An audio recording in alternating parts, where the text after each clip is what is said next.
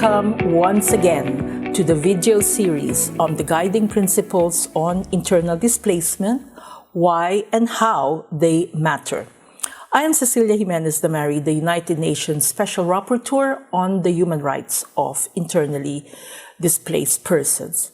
In the previous video, we discussed Principle 6 as part of Section 2 on protection from displacement on what is the right to be protected from arbitrary displacement and the grounds of arbitrary displacement.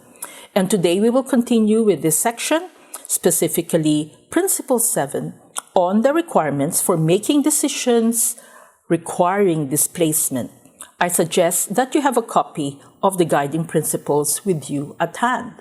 By now, you would have seen that internal displacement may be necessary, and these are provided in the exceptions to the grounds for arbitrary displacement. And Principle 7 provides how to make that decision. The first paragraph of Principle 7 reads as follows: prior to any decision requiring the displacement of persons, the authorities concerned shall ensure that all feasible alternatives are explored in order to avoid displacement altogether. Where no alternatives exist, all measures shall be taken to minimize displacement and its adverse effects. So here you see two situations where the authorities is duty-bound to explore feasible alternatives so that displacement can be avoided.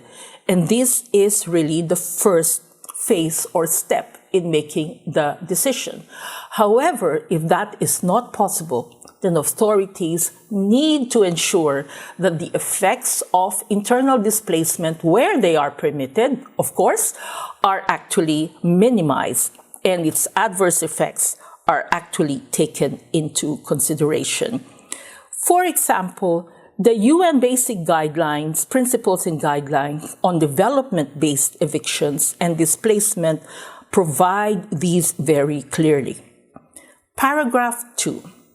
The authorities undertaking such displacement shall ensure to the greatest practicable extent that proper accommodation is provided to the displaced persons, that such displacements are effected in satisfactory conditions of safety, nutrition, health, and hygiene, and that members of the family are not separated.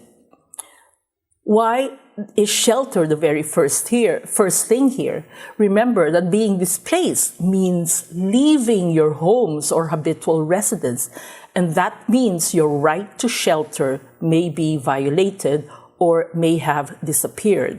And therefore, the very first thing that needs to be done is to provide satisfactory accommodations that will be provided by the states and other authorities that have to comply with the basic standards of safety, nutrition, health, and hygiene. And naturally, members of the family, as much as possible, should not be separated, because normally in flights, sometimes they are separated, even though they should be staying together. Last but not the least is a long paragraph with regard to if displacement occurs in situations other than emergency stages of armed conflicts and disasters. Several guarantees have to be provided by the states and authorities that, for example, there has to be a legislative basis for the decision. Second, adequate measures are taken. There has to be, letter C, free and informed consent by those to be displaced, and that should be sought.